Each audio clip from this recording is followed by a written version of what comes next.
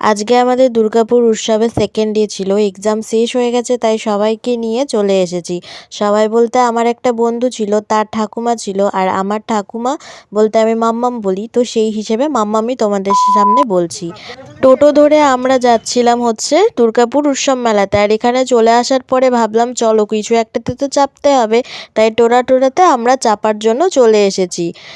বাচ্চাদের অনেক কিছুই ছিল ঘোরার মতো, তারা অনেকটা ফাঁকা ছিল। চলো আমরা টোরাতে চাপার পরে আমরা কীরকমভাবে মজা করলাম সেটা তোমাদের দেখিয়ে দিই। যেহেতু ব্যাকা ছিল, তাই যে লাস্টে বসবে তার ওপরে কিন্তু পুরো ভরটা পড়ে যায়, আর সেই জন্যই কিন্তু বেশি ভয় লাগে। এর থেকে বেশি ভয় লাগে না, আর যেহেতু ঘোড়ায় বিশাল ভয় লেগেছে।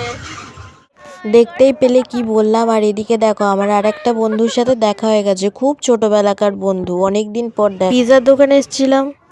তোমরা তো জানোই মোমো আমার কতটা ফেভারিট, তাই মোমোটাই লাস্ট পর্যন্ত চুজ করলাম।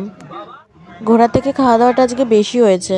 আমার একটা বন্ধু বললো যে ককটেলে জল কোনোদিন তো সেরকমভাবে খাওয়া দাওয়া হয়নি, তো আজকে খেয়ে দেখবো। তো খেয়ের এক্সপ্রেশনটা খুব ভালো ছিল।